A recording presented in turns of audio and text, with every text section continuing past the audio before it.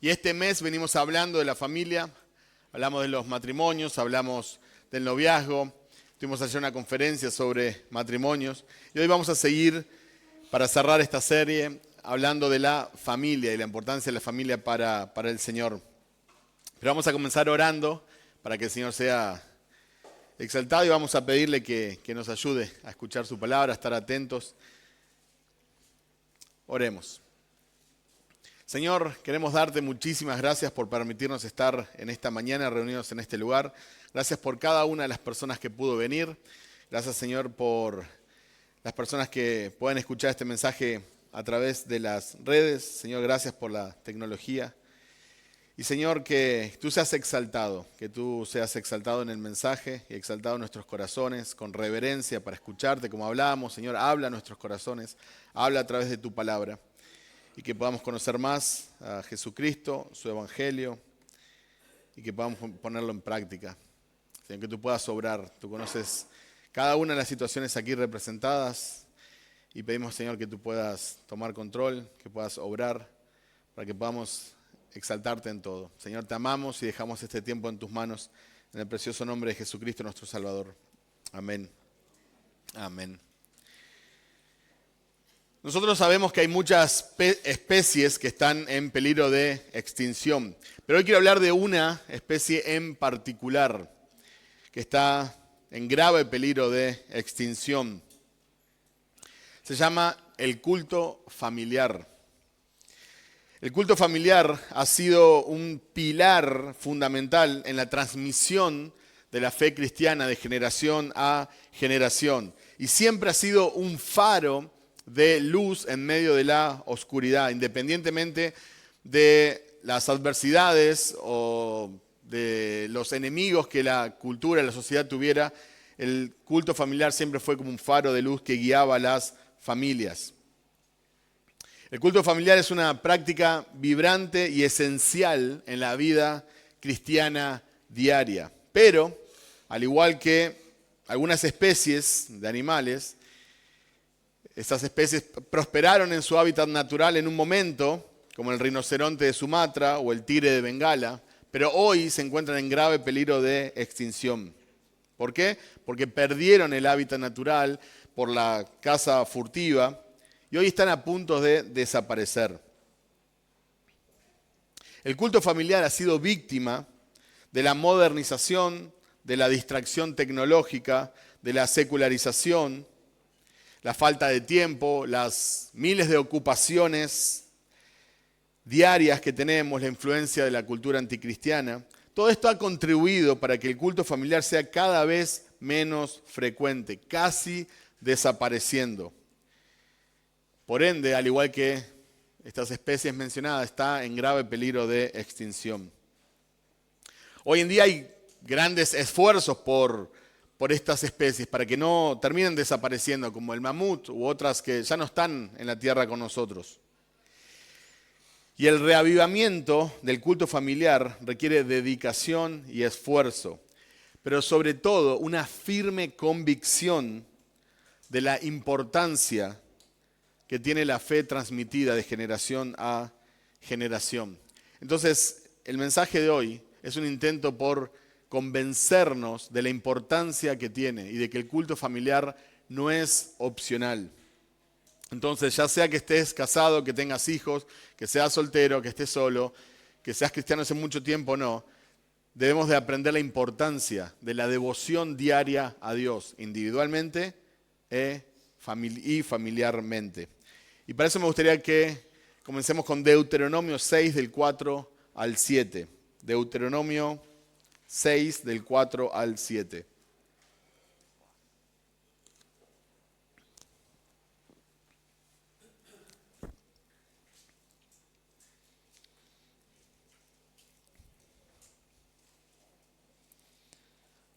Deuteronomio 6, del 4 al 7. Y dice así la palabra del Señor. Escucha, oh Israel, el Señor es nuestro Dios. El Señor uno es. Amarás al Señor tu Dios con todo tu corazón, con toda tu alma y con toda tu fuerza. Estas palabras que yo te mando hoy estarán sobre tu corazón. Las enseñarás diligentemente a tus hijos y hablarás de ellas cuando te sientes en tu casa y cuando andes por el camino, cuando te acuestes y cuando te levantes. Este pasaje casi siempre se corta, como tenemos la costumbre a veces nosotros de cortar los versículos donde nos conviene, ¿no? Entonces hay un par de versículos que leemos, nos gusta, pero después no leemos el que sigue o el contexto. Y este pasaje es muy interesante, es muy famoso también, es conocido como el Shema, y en hebreo Shema significa oír, por eso dice, oye Israel. Los judíos hasta el día de hoy lo recitan 2 veces al día, es como la confesión judía. Y este pasaje enfatiza el monoteísmo, Dios es uno, solo hay un Dios vivo y verdadero. Y este pasaje se ha querido muchas veces usar en contra de la Trinidad. No voy a profundizar muchísimo en el tema, pero simplemente mencionar que la doctrina de la Trinidad no dice que existen 3 dioses. Nosotros creemos que existe un solo Dios, y esa es la enseñanza de toda la Biblia, pero creemos que este Dios existe en 3 personas. Y lo que Dios más requiere de nosotros es amor, es nuestro amor, nuestra pasión por Él, nuestra devoción a Él. A menudo pensamos que Dios exige miles de cosas de nosotros.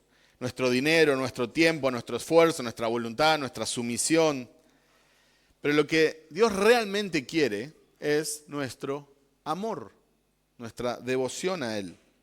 Si realmente amamos al Señor, todo nuestro corazón, toda nuestra alma, nuestra mente, o sea, todo nuestro ser, le va a pertenecer y se va a enfocar en Él.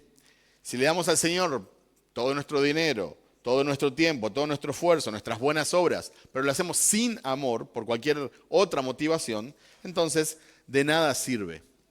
Jesús citó este pasaje y lo llamó el gran mandamiento. Mateo 22, 36 al 40. Maestro, ¿cuál es el gran mandamiento de la ley? Y él le contestó, amarás al Señor tu Dios con todo tu corazón, con toda tu alma y con toda tu mente.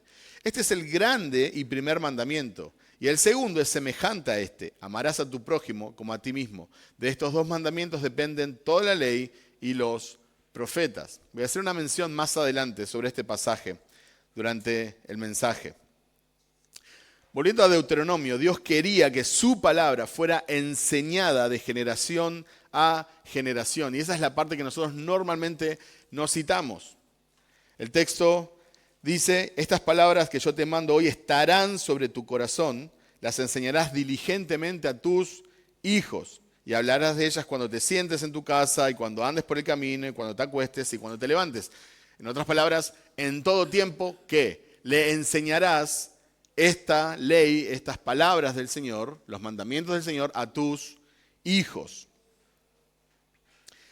Dice, se las repetirás a tus hijos. No es opcional. Entonces, primero vos tenés amor para con el Señor y luego ese amor lo compartís con otros. Antes de pasar la palabra, tiene que estar en tu corazón. Y si tenés la palabra de Dios y si tenés hijos, debes de enseñarles a ellos la palabra del Señor. Hablarás de ellas estando en tu casa y andando en el camino y al acostarte y cuando te levantes. Es decir, todo el tiempo, constantemente. Luego dice, las atarás como una señal en tu mano. Es muy interesante porque en la época de Jesús, el pueblo judío usaba la práctica de las filacterías.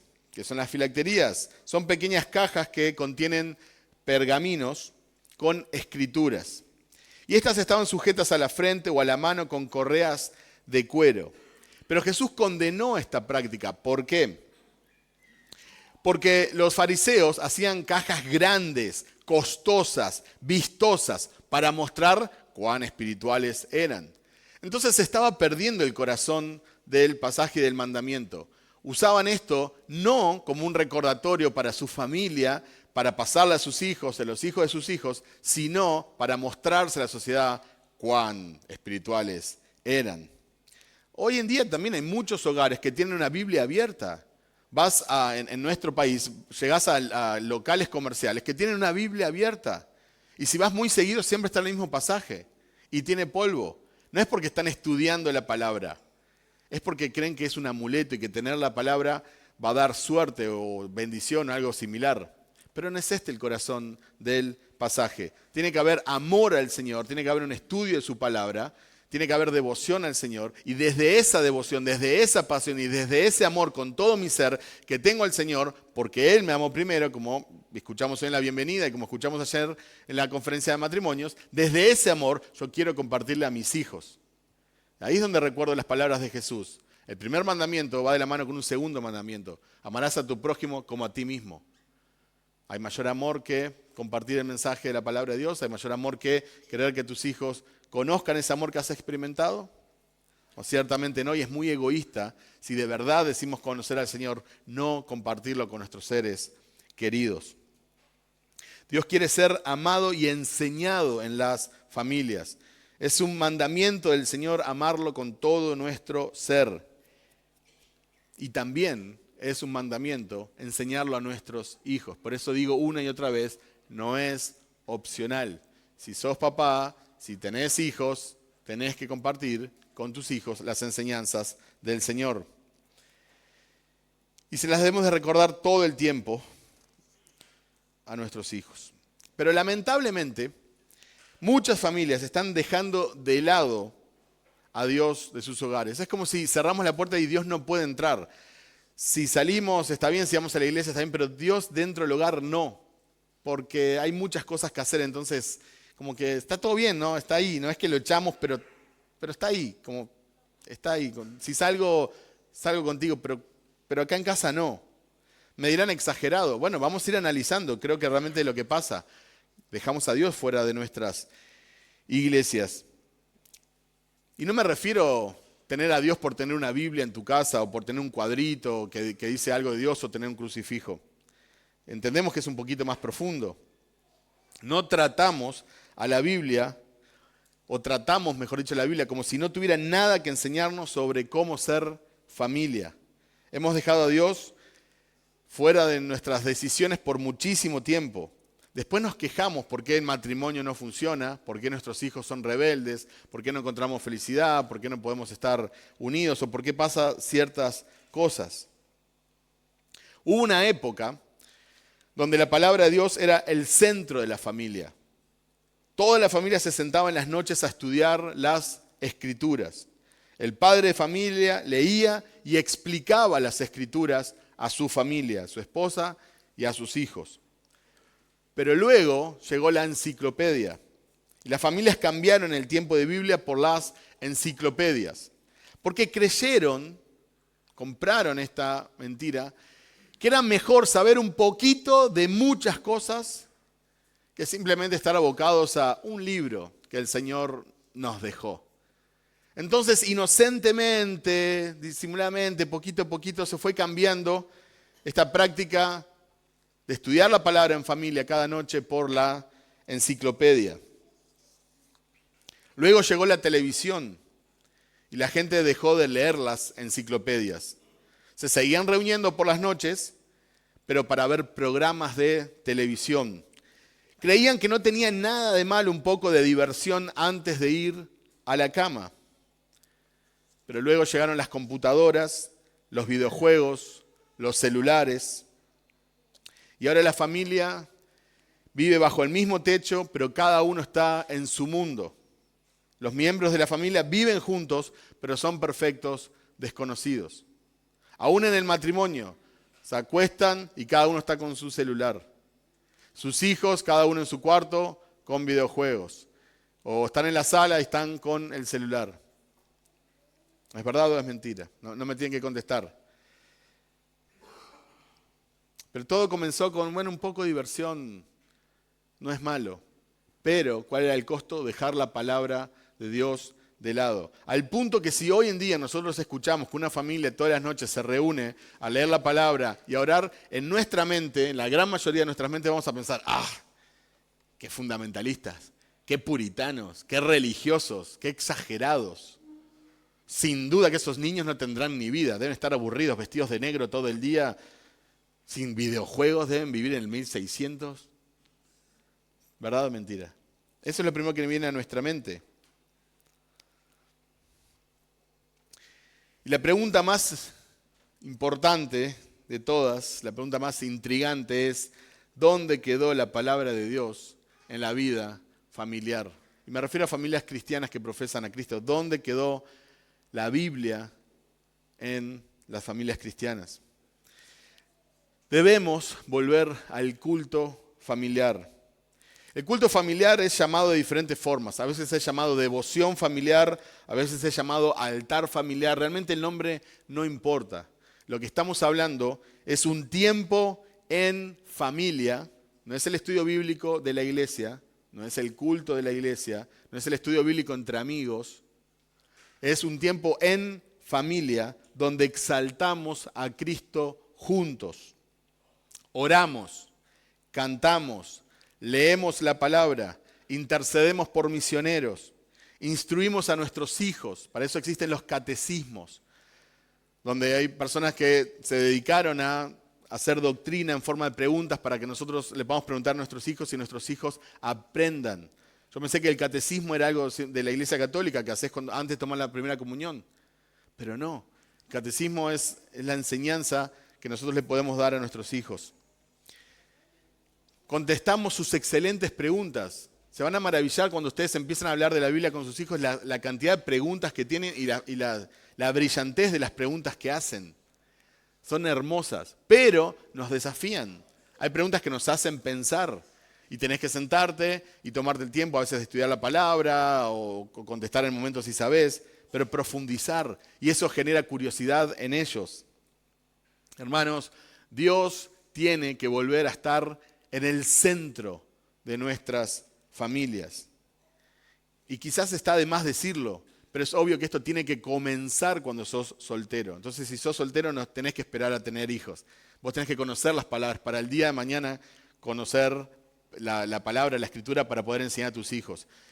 Matrimonio, si aún no tienen hijos, es ahora donde tienen que practicar el orar juntos, y más ahora que nunca, que después no van a tener la excusa que no tengo tiempo, que de esto, que el otro. Ahora, dedíquense a estudiar la escritura, a cantar juntos, para luego enseñarle a sus hijos. Y si tienen hijos, bueno, obviamente nunca es tarde para comenzar. Siempre la gran mentira de Satanás es demasiado tarde. Bueno, no es demasiado tarde para un Dios que sabe hacer nuevas todas las cosas. La familia es una idea de Dios, no es un plan B. Génesis 1, 27, 28 dice, Dios creó al hombre a imagen suya, a imagen de Dios lo creó, varón y hembra los creó. Dios los bendijo y les dijo, sean fecundos y multiplíquense, llenen la tierra y sométanla, ejerzan dominio sobre los peces del mar, sobre las aves de los cielos y sobre todo ser viviente que se mueve sobre la tierra. Dios ama la familia y vos deberías de amar lo que Dios ama. Fue Spurgeon que dijo, Él da hijos no como castigo ni como carga, sino como un favor. Son una muestra del bien.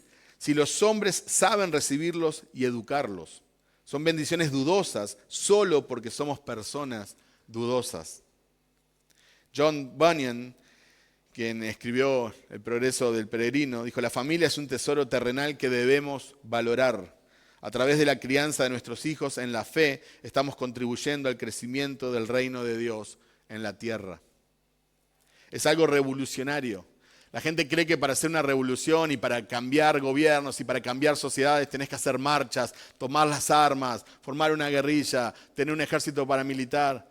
Pues no, hermanos, no hay mayor revolución que formar una familia como a Dios le gusta y enseñar a tus hijos la palabra del Señor. Eso es una revolución. Es como que disimuladamente vas entrando en el territorio enemigo. Casi pareciera que Satanás no se da cuenta. Pero ahí estás vos, una pequeña familia. Pero es una luz, es un foco de luz en medio de la oscuridad. Pero de esa familia van a salir pastores, misioneros, esposas piadosas, maestros, hombres de bien, que no se van a rendir a este mundo. Y cuando suene la música que les diga arrodíllense frente a la estatua, se van a quedar parados. ¿Por qué? Porque de chiquitos no solo escucharon las Escrituras, sino que vieron a sus padres vivir el cristianismo real. Y eso no se puede discutir. Vos intelectualmente nos podemos sentar acá, sí, la Trinidad, el Evangelio de Jesús, existió, carpintero, podemos hablar de lo que quieras, pero contra una vida en Cristo no se puede discutir. Contra lo que Dios ha hecho en tu vida vos no podés competir. Si tus hijos ven papás cristianos, entonces ellos van a tener un mensaje que no van a poder discutir. Una de las áreas en la que Satanás ha ganado más terreno es en el tema de la familia. Y quizás porque él sabe también cuánto pierde el reino de los cielos cuando nosotros desconsideramos la familia. Hemos permitido que la sociedad redefina los conceptos de masculinidad, feminidad, matrimonio. Hemos dejado que la sociedad sin Cristo nos diga cómo ser padres y hemos dejado hasta que nos digan cuántos hijos debemos tener. Máximo 2 hijos. Pero podemos tener 6 perros, 14 gatos. Y eso es una influencia no del cristianismo, es una influencia de una sociedad sin Cristo. Y estoy hablando del deseo, no estoy hablando independientemente después de Dios cuántos hijos te permita tener, si es que te permite tener hijos, ese es otro tema. Estoy hablando acá del deseo de nuestro corazón. Salmo 123 del 3 al 5. Me pueden acompañar si desean, Salmos 123 del 3 al 5.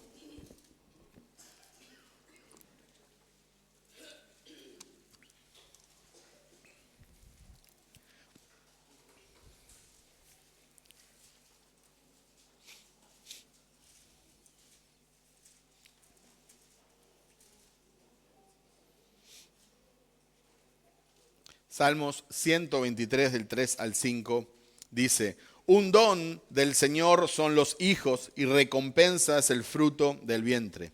Como flechas en la mano del guerrero, así son los hijos tenidos en la juventud.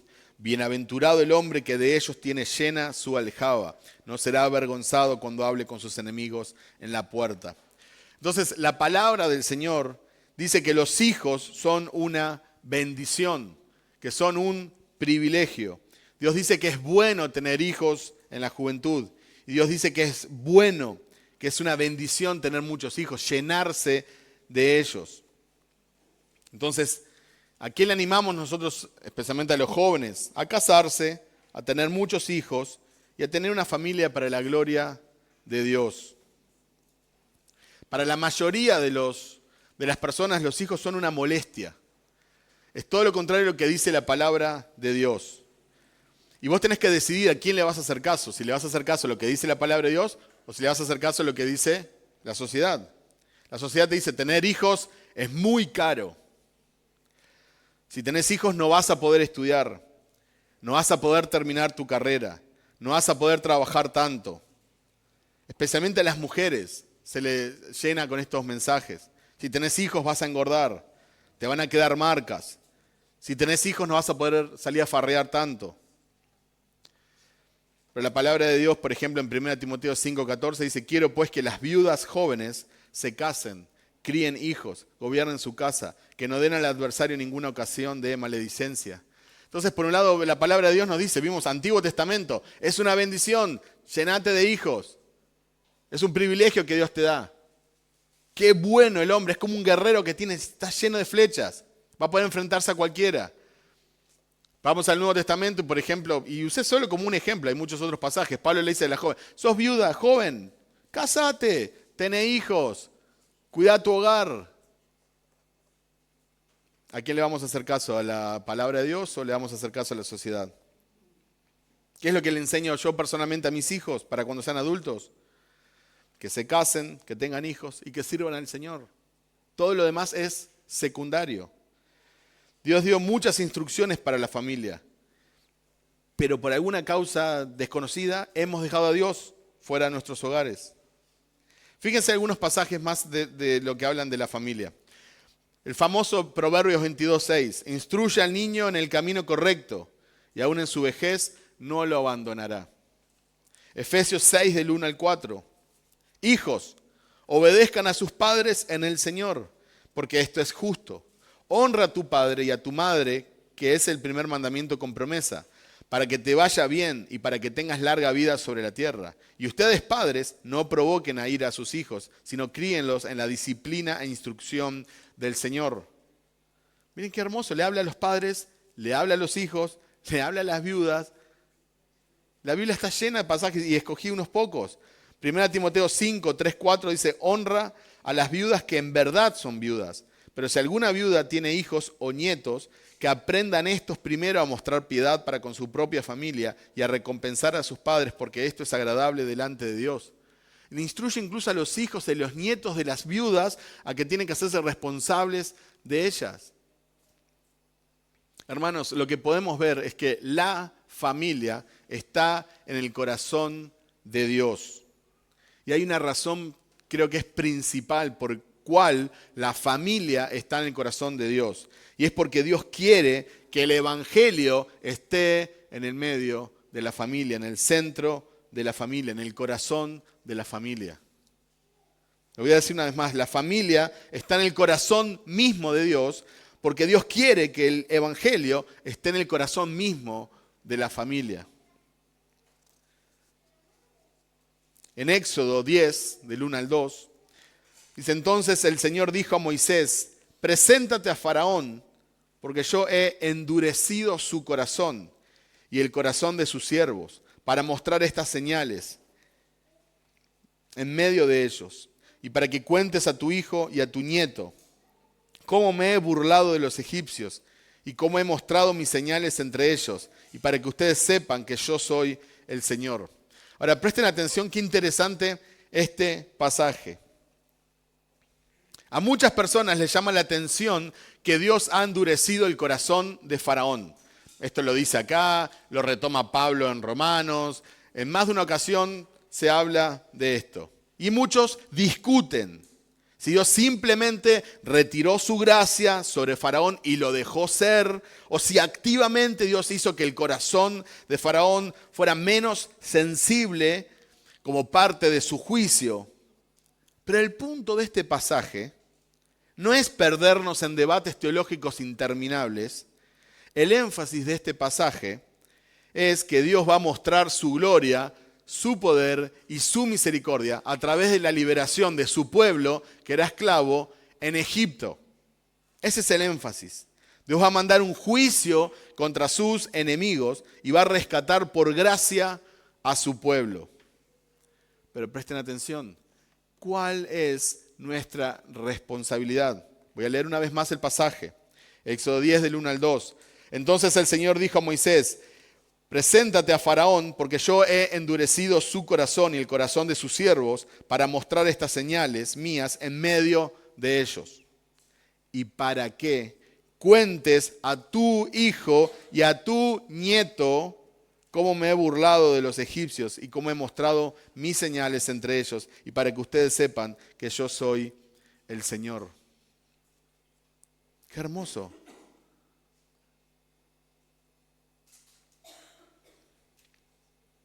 Contárselo a nuestros hijos y a nuestros nietos. A mí lo que me llama la atención de este pasaje no es el endurecimiento del corazón de Faraón, no es el juicio sobre los egipcios. Lo que más me llama la atención es el propósito por el cual Dios va a hacer esta liberación tan espectacular. Para que su pueblo le contara a sus hijos y a sus nietos cómo Dios se burló de sus enemigos. Qué fuerte eso.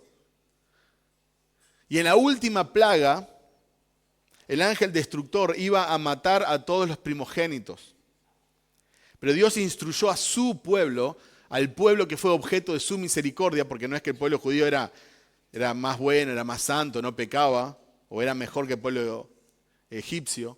Fue objeto de su misericordia, y su pueblo, el pueblo que él eligió, Dios lo instruyó para marcar sus casas con la sangre de un cordero, con la sangre que iba a venir del sacrificio de un cordero. Hermanos, Dios estaba mostrando su evangelio. Y lo estaba haciendo de una forma tan ilustrativa que las familias iban a poder sentarse y poder recordar las maravillas que Dios había hecho. Esto no se trataba simplemente de, les ganamos a los egipcios, como si fuera un partido de fútbol. Esto tenía que ver con el evangelio de Jesucristo. Y Dios quiere que el evangelio corra por las familias de padres a hijos y de padres a nietos, o de abuelos a nietos. Me llamó la atención cuántos pasajes hay que hablan también de la responsabilidad de pasarle no solo a la próxima generación, sino también a la otra generación. No solo a tus hijos, sino también a tus nietos. Qué hermosa responsabilidad que tienen los abuelos, que no es solamente esperar la muerte o disfrutar de la jubilación, viajando, mirando tele, sino que si tenés nietos y conoces el Evangelio, tenés la bendición de poder pasar el Evangelio a tus nietos. Siempre crecimos con esa idea, ¿no?, de los abuelos dándote plata por el costado y permitiéndote comer lo que quieras. Y esto es muy romántico, muy lindo. Está bien, pero pasar el Evangelio a tus nietos. Pasar el Evangelio a tus nietos. Primero a tus hijos y después a tus nietos. Cuando me acerco a la palabra de Dios puedo ver varios pasajes que nos hablan de esto. No es un pasaje aislado, no es algo solo del Nuevo Testamento ni algo del Antiguo Testamento. Deuteronomio 11, 18 al 19 dice: graben pues estas mis palabras en su corazón y en su alma. Átenlas como una señal en su mano y serán por insignias entre sus ojos. Enséñenlas a sus hijos, hablando de ellas cuando te sientas en tu casa y cuando andes por el camino, cuando te acuestes y cuando te levantes. Luego de Deuteronomio 32, 45, 46 dice: cuando terminó Moisés de hablar todas estas palabras a todo Israel, les dijo: fijen en su corazón todas las palabras con que les advirtió hoy. Ordenarán a sus hijos que obedezcan cuidadosamente todas las palabras de esta ley. Fíjense que no les dice que vayan al templo para que el sacerdote les enseñe, no dice que vayan a la iglesia para que el pastor les enseñe, que vayan al grupo de jóvenes, no dice que vayan a la escuela dominical. La responsabilidad de la educación cristiana principalmente cae sobre los padres. Obviamente, la iglesia tiene recursos, especialmente para aquellos niños que no tienen padres cristianos, que no tienen una familia cristiana. Entonces alguien los tiene que alcanzar con el evangelio. Pero para una familia que profesa a Cristo es en la familia que corre el evangelio de generación a generación. Joel 1, del 1 al 3 dice: palabra del Señor que vino a Joel, hijo de Petuel. Oigan esto, ancianos, y presten oído, habitantes de toda la tierra. ¿Ha acontecido cosa semejante en sus días o en los días de sus padres? Cuéntenselo a los hijos de ustedes y sus hijos a los suyos y sus hijos a la siguiente generación. En Josué 8:35 dice: no hubo ni una palabra de todo lo que había ordenado Moisés que Josué no leyera delante de toda la asamblea de Israel, incluyendo mujeres, los niños y los forasteros que vivían entre ellos. Los niños tienen que escuchar la palabra de Dios. Los niños tienen que escuchar la palabra de Dios. ¿Qué sucede cuando el evangelio está en el corazón de la familia? Segunda Timoteo 1-5. ¿Me pueden acompañar si desean? Vamos a ver dos pasajes en Segunda Timoteo. Segunda Timoteo 1:5.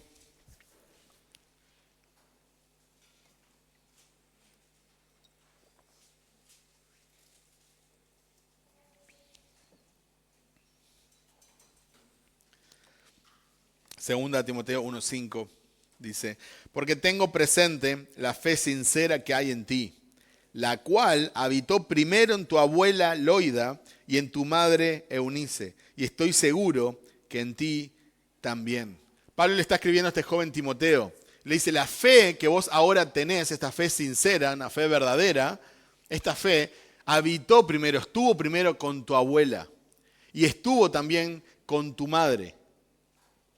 Como si esta fe hubiera pasado, que la fe es personal y es individual, pero como si esta fe hubiera pasado de esta generación a generación, de la abuela a la hija y esta hija a su hijo Timoteo. Luego, si me acompañan 2 capítulos más adelante, 2 Timoteo 3:15.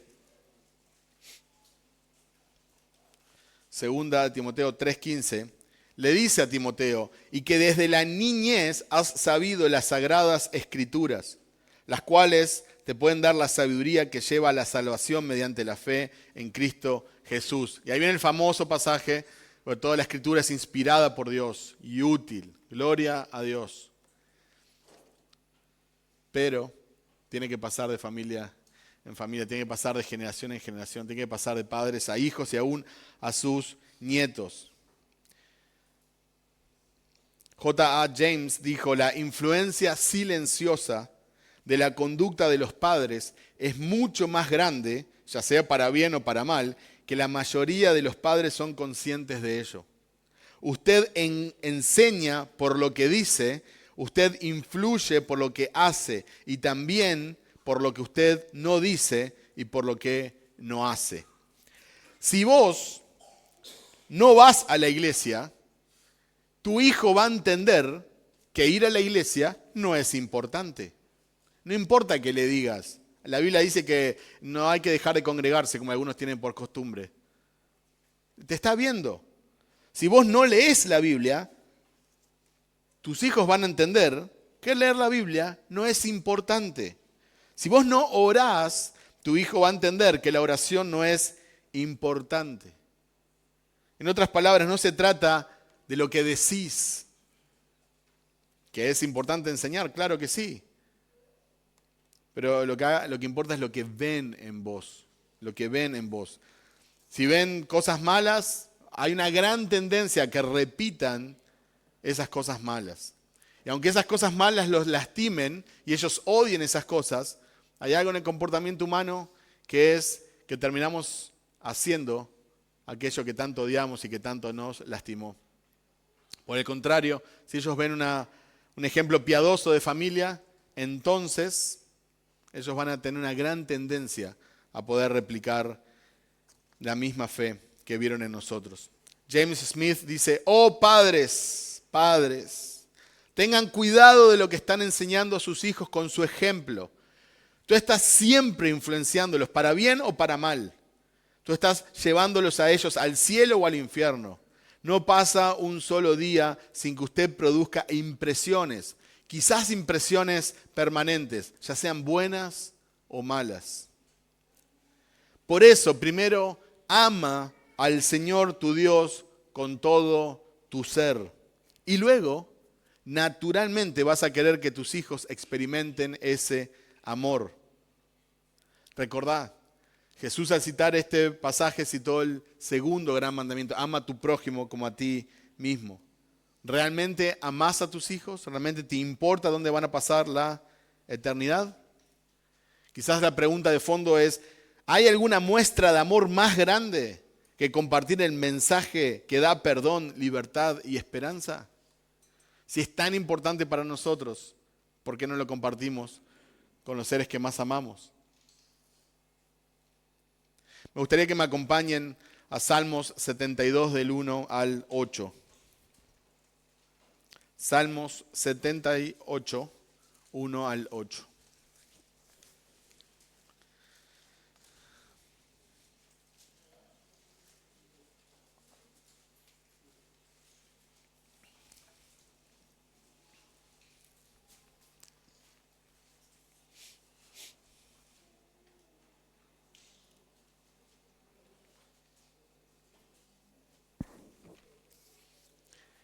Salmos 78 del 1 al 8, dice así la palabra del Señor.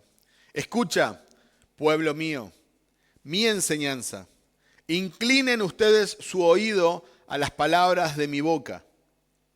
En parábolas abriré mi boca, hablaré enigmas de la antigüedad, que hemos oído y conocido y que nuestros padres nos han contado.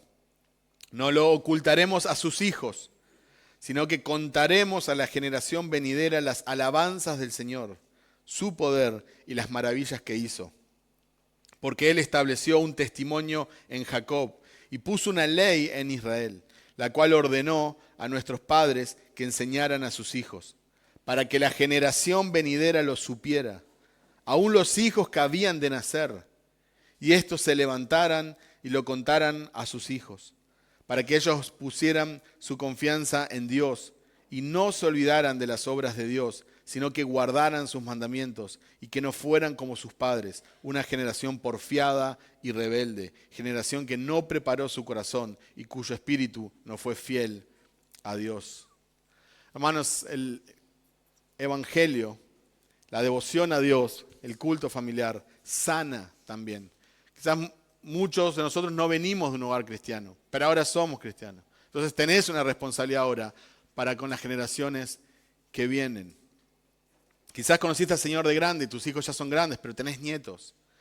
Siempre podés de ahora en más empezar a hacer las cosas bien y no usar como excusa que es demasiado tarde. Esa excusa viene de Satanás.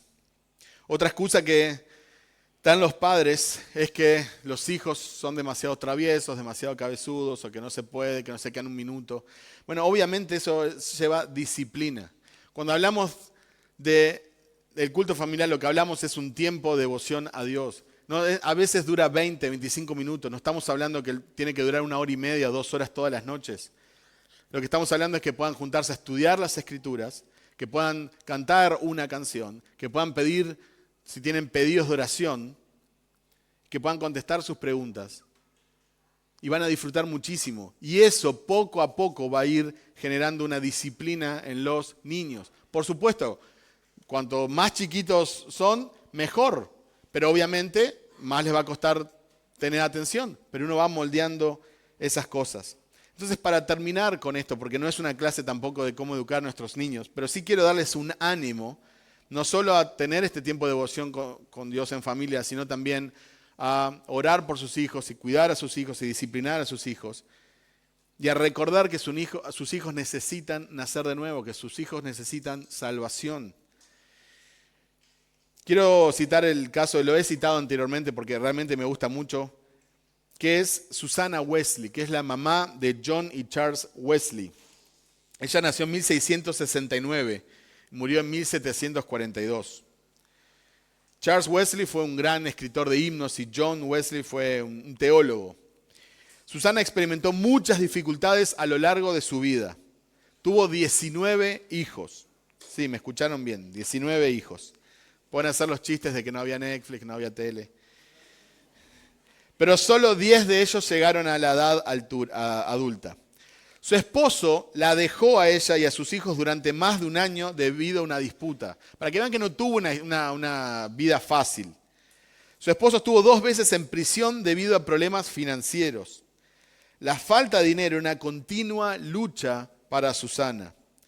Y para frutilla de la torta se le quemó la casa 2 veces. Y en uno de los incendios casi muere su hijo John, que después llegó a ser el famoso teólogo John Wesley. Pero ella tenía reglas para la formación de los hijos. Y no son reglas solo de disciplina, son reglas para compartir el Evangelio. O puedo ver cómo el Evangelio puede correr a través de esta disciplina. Les comparto las reglas. Comer entre las comidas no está permitido. Los niños deben estar en cama a las 8 p.m. Los niños deben tomar la medicina sin quejarse. Enseñar a los niños a temer la vara de la corrección. Enseñar a los niños a orar tan pronto como aprendan a hablar. Exigir que todos los niños permanezcan quietos durante el culto familiar. No dar a los niños nada que pidan llorando. Solamente conceder sus deseos cuando lo piden de manera educada. Nunca permita que un acto pecaminoso quede sin castigo. Los padres no deben castigar una falta que ha sido confesada y por la cual hay arrepentimiento. Recomiende y recompense el buen comportamiento. Todo intento de agradar, incluso si se realiza parcialmente, debe ser elogiado. Cumpla estrictamente sus promesas a los niños. Los padres han de someter la voluntad de cada niño. Y termino con una frase de ella. Susanna Wesley dijo: cuando la voluntad de un niño está totalmente sometida y guiada a honrar y respetar a los padres desde temprana edad, esa es la única base sólida y racional de una educación religiosa. Se puede, hermanos, se puede. Yo sé que quizás alguno de ustedes está pensando, bueno, me hubiera gustado escuchar esto antes de casarme, mirá con quién estoy casado. Me hubiera escuchado esto cuando mis hijos eran chicos, mirá lo que se convirtieron ahora. Mirá lo que hice, mirá lo que soy. Ya es demasiado tarde. Y vuelvo a repetir, nunca mencioné a Satanás tantas veces en un púlpito como esta vez. Eso es una mentira de Satanás. Nunca es tarde. Siempre, siempre es el momento exacto y justo y el mejor momento para arrepentirse si estás haciendo algo mal, para empezar a hacer algo que es bien y para entregarle al Señor tu vida y tu familia. Siempre es el mejor momento. Hoy es el mejor momento. Que puedas decir, Señor, ayúdame. Soy soltero, ayúdame. Estoy casado, ayúdame. Soy papá, soy mamá, ayúdame. Soy abuelo, ayúdame. Y que el Evangelio pueda correr por las familias de generación a generación. Y que el Señor sea exaltado. No permitamos que se extinga el culto familiar. Amén. Oremos.